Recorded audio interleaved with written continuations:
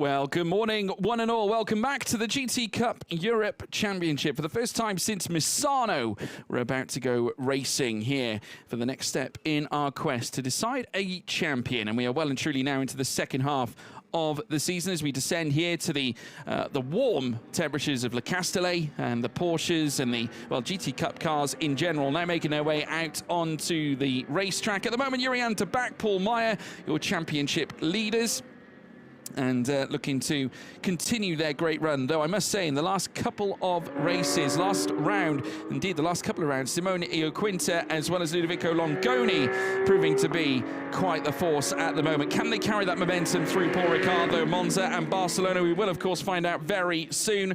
And wait to see whether we will see yet another twist and turn in this championship. George Morgan here in the commentary box. And of course, I'm not alone. Joining me as always, Chris Stevens.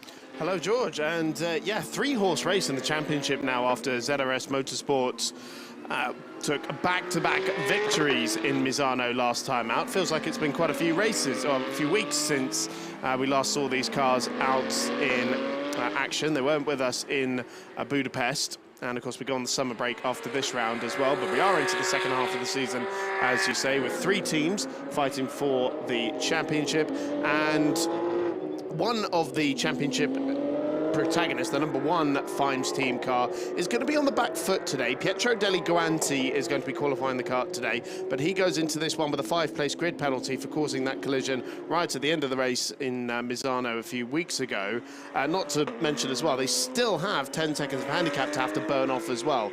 When you add in the fact that ZRS come here with 20 seconds as well, this is a very good opportunity for the championship leaders, Paul Meyer and Jurian de Back, to steal a little bit of a march. Yeah, obviously as well, we've got to factor in free practice times. It was Jurian de Back and Paul Meyer the quickest coming off the back of FP1. Of course, FP2, it was Fimes team. GT Course were fastest in FP3, but no one could hold a candle to the 206.970 that was fed in by Meyer and Jurian de Back. So Hans Weiss certainly proving to be a relentless force this season. They have, of course, have strong representation across all classes here in this championship. But if we're looking at the silver class, of course, the overall championship as a whole, it does look to be the case that based on their incredible qualifying pace and the brilliant runs that we've had in races and certainly things that we have seen from the likes of Paul Meyer and Jurian de Back. Of course, they haven't won, though, since Spa-Francorchamps race 1.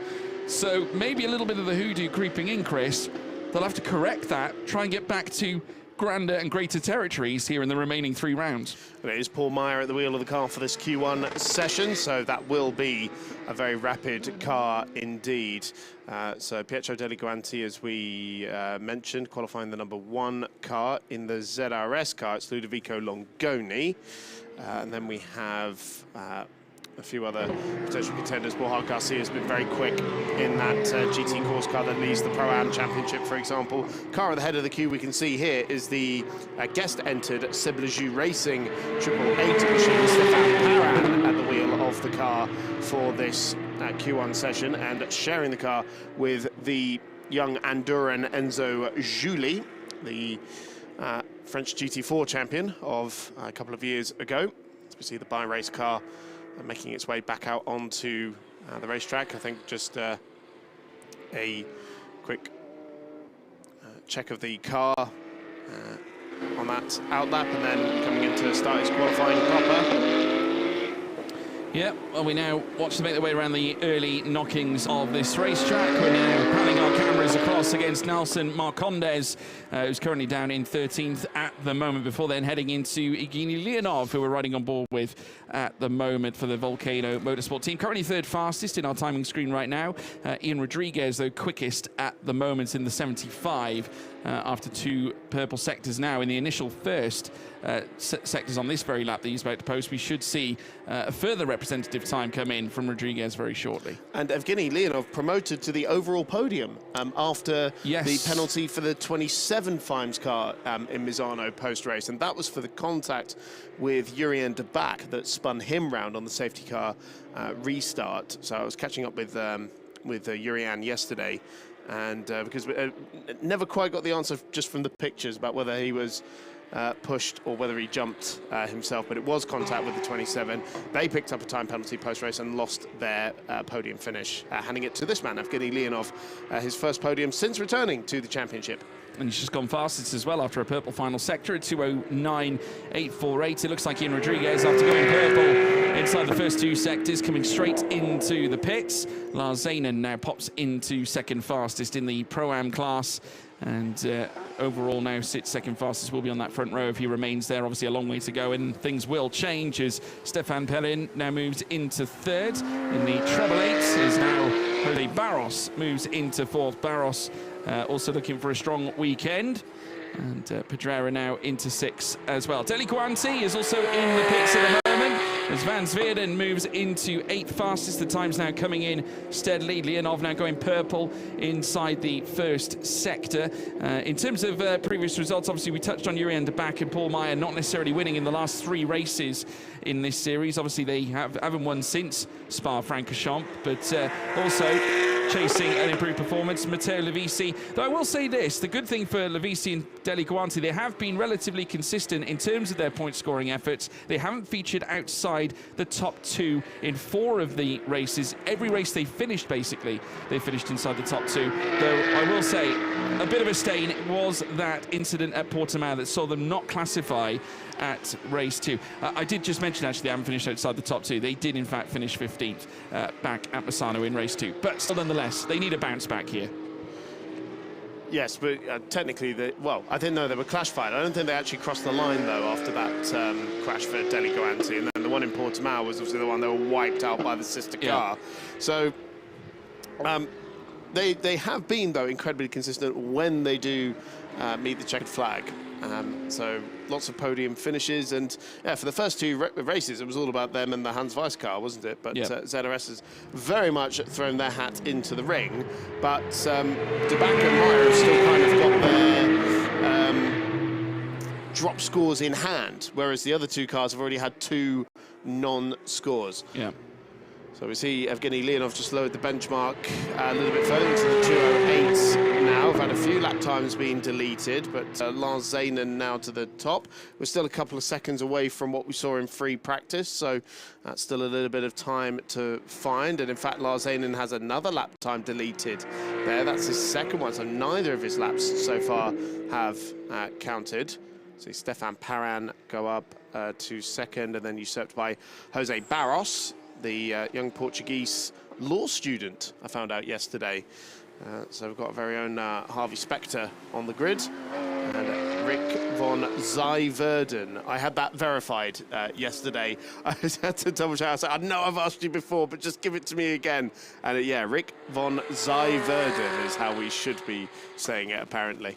Well, there we go. We now have Diego Stifter coming out of the final corner and looking to land a stiff lap here on this occasion, just try and hold a candle against the rest of the grid, and it will be indeed the fastest time of the session so far, and actually fairly representative of the faster times we saw in free practice. Of course, it was 2:06.970 for Hans Weiss. Well, we've now blitzed that and moved into new territory with the 2:06.432. Boyar Garcia up into second fastest as well, and now ahead of Evgeny Leonov. So it's now all classes represented inside the top 3, Silver, Pro-Am, and Am in tandem. That's good for your it's good for class differentiation, put it that way. Diego Stifter ahead of Boyar Garcia, Evgeny Leonov in third. That's your top 3. Stifter, though, not content, has gone purple again inside the first sector. Yep, the bi-race car being driven by the Italo-Spanish driver in his second year in this outfit, formerly the Race Events team, bouncing over the curbs on the Mistral chicane and blasts the flat 6 up the hill towards Scene Corner, which will be probably one of, if not the fastest corner on the season. So we see Lars Zanen move up to second fastest in the number 6 car from Hans Weiss Motorsport, and Stifter getting the back end out, coming through Scene Corner. That is a very fast bit of the racetrack to be going sideways and into Le Bousset. Runs it right up towards the white line, maybe a little bit over the white line, because you want to put 2 of those wheels into the runoff area, and bouncing over the curbs again. Looks a very stiff car there. Yeah, obviously looking very quick as well. He's purple in the first 2 sectors, is Diego Stifter. So looking to carry this through now right to the very end, but have those little moments inside Sector 3 caused him to perhaps drop some of that fast time that he's already managed to accrue. This would certainly nestle its way, I would imagine, relatively close to the 205s. We'll see whether we do touch that for the first time this weekend. Let's wait and see. Here comes Stifter now, up towards the stripe. And he will cross the line. No, he will lose time. Indeed, he will after the bumps and the bumpy ride that he did have. Paul Meyer, though, has officially arrived on the scene. He nestled in at 2:32.932 over his last lap, no doubt, just to get the tyres prepped and ready for a faster run. And indeed, he is going faster. Purple in the first sector with a 34.3. So the championship leader is on the scene, the man who up until Portimao had been on pole position in every single session he had qualified in. It was the, I think, 9th pole position, but then that time disallowed for track limits. I'm sure the Hans Weiss crew will have learned from that one, especially on another circuit where it's very easy to do track limits here.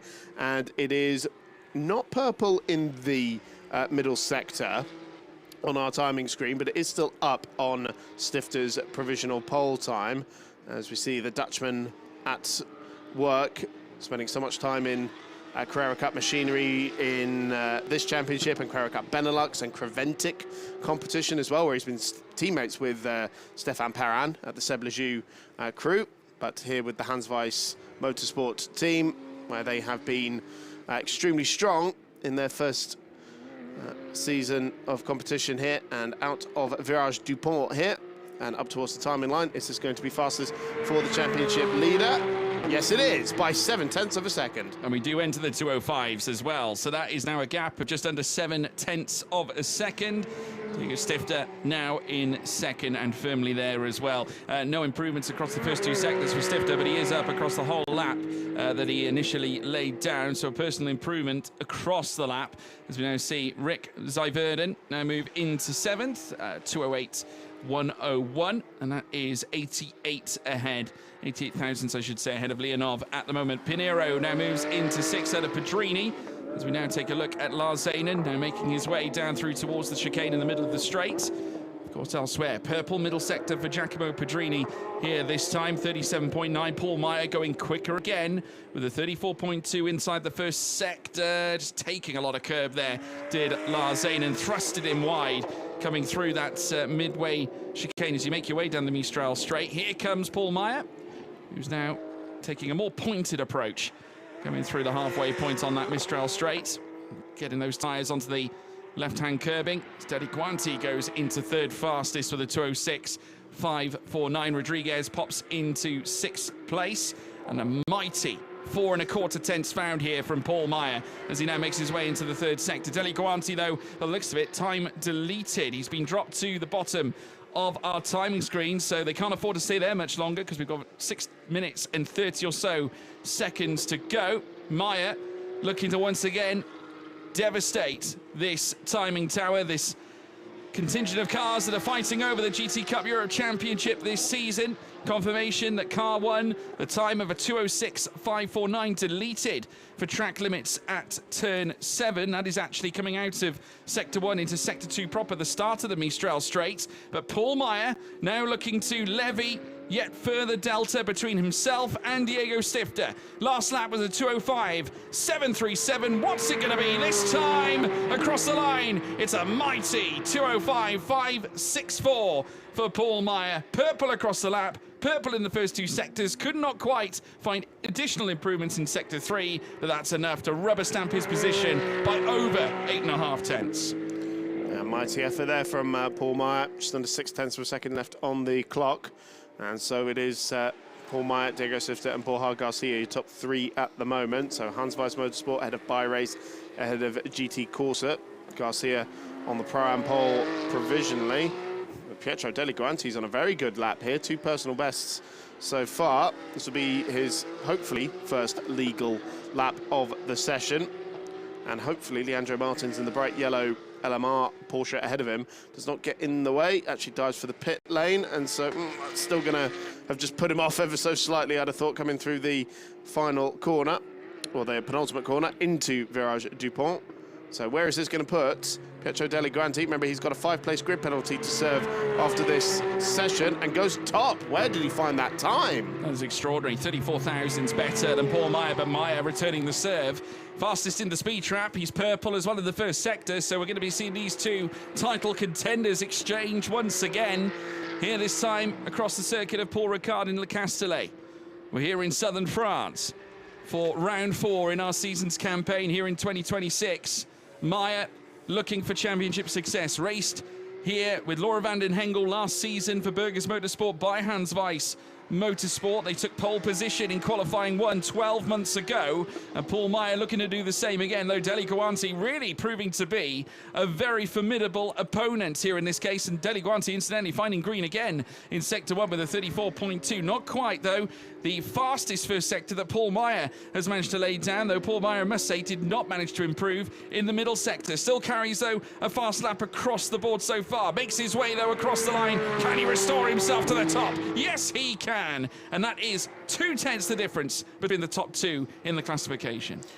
Well, let's see what Deli Guanti's got on this lap then. He's just about to hit the timing beam at the end of the second sector, and 2/10 down at the moment. A 10th down in the first sector, a 10th down in the middle sector. But this would still be a pretty impressive effort. Remember, this car at the hands of Matteo Levisi has been on pole position 3 times this season. Levisi's had a pole in every round so far this season, but Deli Guanti has yet to put this car at the top of the times so far this year. And let's see if he can denounce the man who's been the qualifying king ever since he arrived in GT Cup Europe. Oh, big sideways moment coming into the penultimate corner at the Virage de Lac. Mighty swapper there from Pietro Deli Guanti, and surely that has really damaged any hopes of getting a faster lap here on this occasion. Still has time to go again. We'll take a look. Yes, indeed, losing far too much time in sector 3. Only lost another 10th, though. Well, no, that's true. I mean, I thought he'd lose much more than that. I thought he was going to lose time regardless. I just didn't think it would be that little, to be honest. But we'll take a look at this. Yeah, you can see what a swapper. Did well to save it, actually. That's all the bumps and coming off the curb back onto the asphalt, and you see how much these cars bounce around. They really feel every single bump in the road. There's so much of a softer ride and much more bodywork roll than compared to the GT3 car, for example. And because obviously Paul Ricard is the flattest circuit on the calendar, you tend to see a lot more of it, really, because you get that visual. And especially for the drivers, when you get that air time coming off some of these curbs and you do find your car lifting off the ground, it's quite significant, especially here at this circuit. The curbs are big here they are as well, massive. particularly this one at the chicane. You see him bounce over it in a second. Whee, there we go. And you have the first element, which is quite flat, but then the second is always quite sharp. Yeah, and it gets quite tricky as well coming through Scene Corner, as we will shortly be seeing now shortly. That's an understatement. Yeah, well, I mean, talk about causing a scene. This corner can. Absolutely. As we now watch as Deli Guanti peels through. Obviously, next will be looking to make his way towards turn 11 at the Bousset.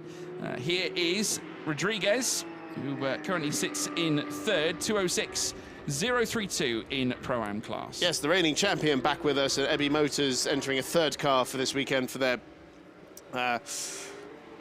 bronze driver Andrea Gali, who will be sharing the car with Rodriguez, the Guatemalan racer, who's back with us for a wildcard appearance. It's going to be an out-of-body experience if the qualifying grid stays like this, because Ian Rodriguez will be starting behind the car that he actually took to the championship title. That's a very good point. Yeah, I hadn't thought of that.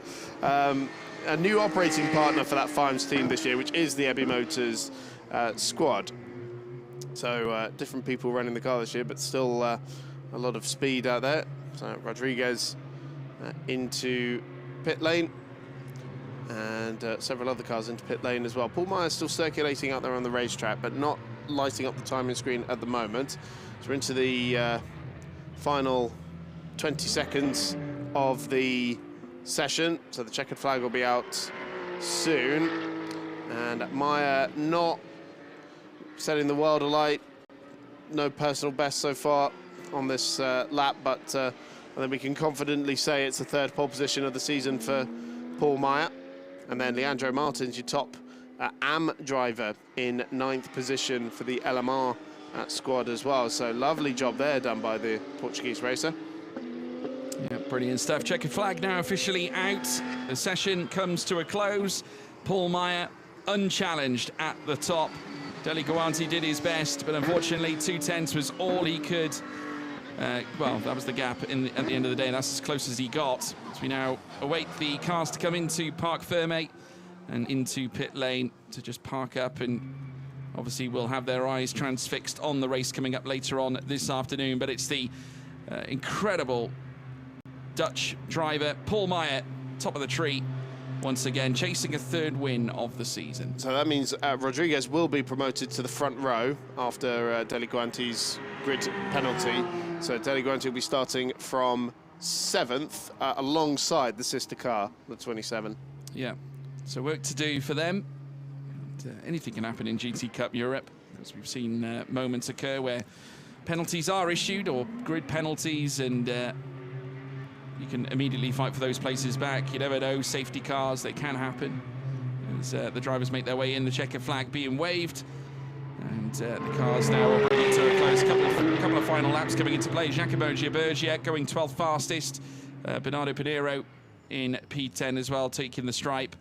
But not enough to jump inside that top 10. But a little look at this championship fight at the moment. We've got 58 points for Jurien de Back and Paul Meyer at this stage. 4 points is the gap between Ps1 and Ps2 in the championship. Obviously, Pietro Deli Guanti, Matteo Levisi with the grid pen. It is going to leave them wanting for this weekend. Maybe they'll come back ahead of race 2. Let's go through the classification then. Fastest overall, Paul Meyer back on top. He's oh so used to that, isn't he, folks, for Hans Weiss Motorsport. 2:05, 500 flat, and then that's ahead of Pietro Deli Guanti, who finishes 2nd fastest. Ian Rodriguez, returning champion, finishes 3rd for Rebbe Motors. Diego Stifter 4th, Boya Garcia in 5th, Ludovico Longoni in 6th, ahead of Giacomo Pedrini, and then Lars Zanen, Leandro Martins, highest of the AM class, ahead of Bernardo Lucas Pinheiro. So that's your top 10. P11, Rick van Zeverden, ahead of Giacomo Giobergia in 12th, Evgeny Leonov, Jose Barros, Davide Ganiccio with Fernando Pedrera, Nelson Marcondes, and at the bottom, Stefan Perrin in 18th place. So there we are, folks. All eyes now look to the race coming up later on this afternoon, but Paul Meyer doing the necessary. Jurien de Back will be delighted with that. Can they convert that to a race win? We'll find it this afternoon. We'll see you then.